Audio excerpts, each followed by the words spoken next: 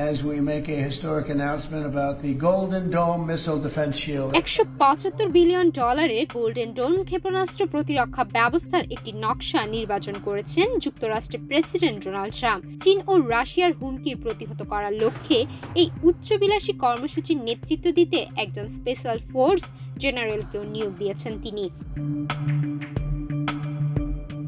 মার্কিন সম্প্রচার মাধ্যম সিএনবিসি জানায়, সম্প্রতি ওভাল অফিসে প্রতিরক্ষা মন্ত্রী পিট হেগসেথের সঙ্গে বৈঠকে ট্রাম্প আনুষ্ঠানিকভাবে এই প্রকল্পের পরিকল্পনা প্রকাশ করেন। তিনি বলেন, এবার সম্পূর্ণ তৈরি হবে গোল্ডেন ডোম, পৃথিবীর যে কোনো প্রান্ত থেকে এমনকি আকাশ থেকেও উৎক্ষেপিত ক্ষেপণাস্ত্র ঠেকাতে পারবে।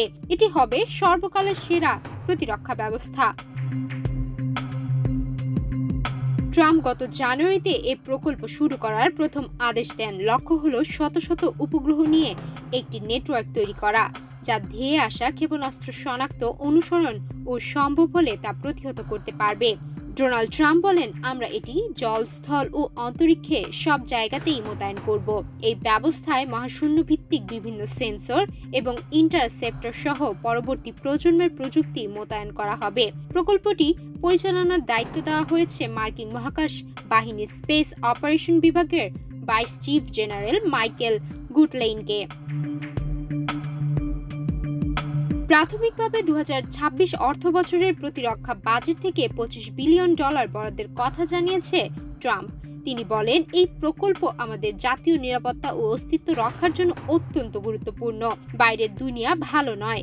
তিনি আরও জানান, কানাডা ইতোমধ্যেই এই প্রকল্পে অংশগ্রহণে আগ্রহ প্রকাশ করেছে। ইসরায়েলের আয়রন ডোম থেকে অনুপ্রাণিত হয়ে গোল্ডেন ডোম গঠনের পরিকল্পনা বহুদিন ধরেই প্রচার করে আসছিলেন ট্রাম্প। গত মার্চে কংগ্রেসে দেওয়া এক ভাষণে তিনি এ বিষয়ে অর্থায়নের আহ্বানও জানান। জানুয়ারিতে দায়িত্ব নেওয়ার পরই এক নির্বাহী আদেশে তিনি the iron dome of America গঠনের নির্দেশ দিয়েছিলেন। তবে বিশ্লেষকদের মতে, যুক্তরাষ্ট্রের মতো বিশাল দেশের জন্য ইসরায়েলের তুলনায় 400 গুণ বড় পরিসরে এমন একটি প্রতিরক্ষা ব্যবস্থা বাস্তবায়ন কতটা সম্ভব হবে তা নিয়ে সন্দেহ রয়েছে। সুমায়া মিতু, বাংলাদেশ প্রতিদিন।